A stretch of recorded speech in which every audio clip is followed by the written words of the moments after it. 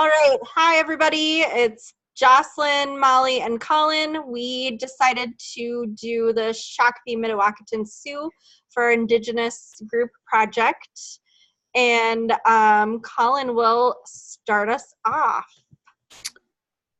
Yeah, so I'll briefly mention the history. In the 1640s, there was the first contact with non-Native Americans, and land was purchased in the late 1800s for the Mdewakanton in the Prior Lake area, which is the specific group we're talking about. In 1924, they were granted U.S. citizenship, and they were officially recognized as a tribe on November 28th, 1969. And in the 1970s, the community started to grow. And then in the 1980s, that's when they first implemented education, health, and social service programs. In May of 1992, the large casino in Minnesota, Mystic Lake, opened on their reservation. And then in 2012, they gave out more than $29 million in grants, $10 million of which went to other American Indian tribes. And their estimated annual revenue is around $1.4 billion, and that is between 460 people living on the tribe. And some of the cultural beliefs and norms they have as related to education, they do have an education department that provides youth support through homework help, monitoring, tutoring, and youth activities. They vow to set students on a positive path for career success and moving up, especially in high school and post-secondary plans. They provide learning disability testing and truancy prevention to identify those in need of assistance and provide support. And they also have a Montessori school serving children 3 to 6 years of age. But that doesn't mean they don't have any challenges. They have a lot of challenges, especially lack of motivation. And that's due to the fact that each year every member receives more than $1 million for being part of the tribe. And that leads to a 99.2% voluntary unemployment rate. And children, they do attend schools, but a lot are unmotivated to succeed. And a lot of the elders in the tribe are worrying that the members are complacent. And that also has led to a big drug, alcohol, and gambling addictions. And an article in the Star Tribune quoted that the young people in the tribe are becoming spoiled and undisciplined.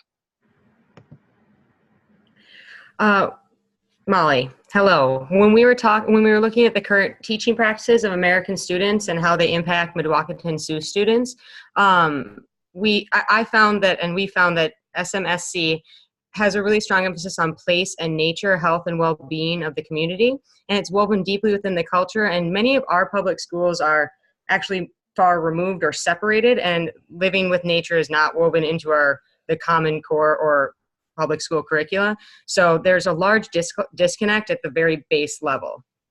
And our traditional public schools don't always emphasize community learning, but when in our research, we found that's essential for our students. Some of our public schools are refocusing efforts on Minnesota history from the perspective of Native peoples rather than the Western culture talking about the students or talking about the cultures that we affected. And they do, like Colin had already mentioned, they do have a large community giving program that puts that money back into like other Native American tribes, but also they do directly assist Shakopee public schools to help with mental health services, which is they're seeing a strong need in the community, as Colin had already mentioned. Next one. When looking at our Reagan text, some of the opportunities for growth when working with our Native American students is to look at, they're not a homogenous group, meaning there are a lot of different tribes that have various ideologies or beliefs that don't always align. And so as an educator, you must be willing to learn about a tribe's specific beliefs and values.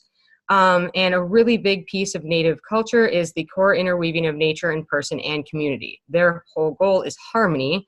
Our book states, the peace and tranquil state of knowing all is well with one's spirit, mind, and body. On page 244, there's a really great chart about the Native values and how they contrast with maybe our traditional public school values. And don't underestimate the power of educational practice of play and working with adults, i.e. play acting, as well as formalized games. So that brings me to my question, what does that mean for me as a Minnesota educator? I looked at a little bit of statistics. 1.1% of Minnesota's population is Native American. 50% of the children live on the reservation while the other 50% live off. So that would mean that you are bound to have contact with Native American students at some point within your teaching career.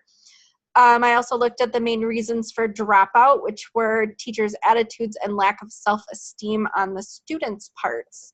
So a lot of the articles that I read talked about incorporating several ways of building self-esteem in your classroom, including things like having Native American literature, art and culture, values and activities in your curriculum. Another thing that I found was don't underestimate collaboration with community members. So if you're questioning any sort of your curriculum or want to incorporate more or struggling with a student, make sure that you reach out to the community members as well, because they should be able to help you.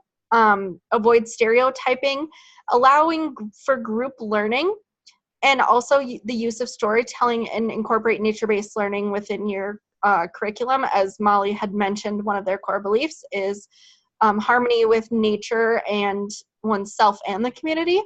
So another thing that I found was allowing for praise in more of a one-to-one setting, because in a group setting, praise may not be received well due to peer attention. Also, to make sure that your classroom is one that is fun and encourages respectful humor among its members, as that's considered a core part of Native American culture as well.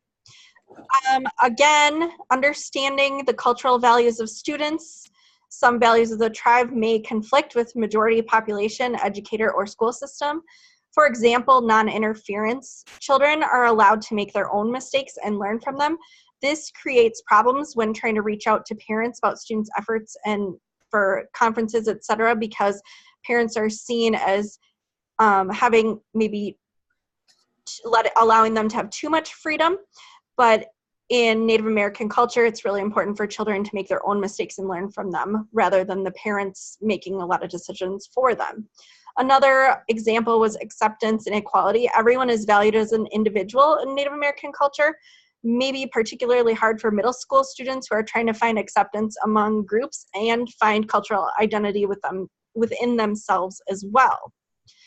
So going forward, it's important to incorporate education about Native people into your classroom, because if you're teaching about the land and the traditions of the people who live there, you can break stereotypes and encourage a more respectful classroom conversation about the Native peoples in our country, which can promote a pride of culture and positive self-esteem for those students who belong in those cultural groups.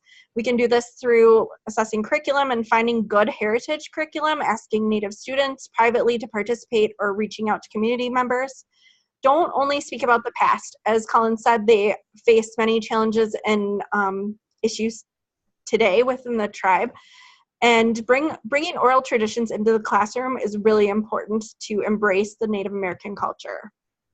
So I encourage you to click on some of these links that we have put down, as they have a lot of great information, including the effective strategies for engaging Native American students will be able to help you in your future classroom.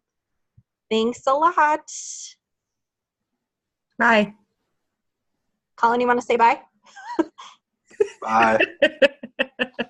All right. Are we done?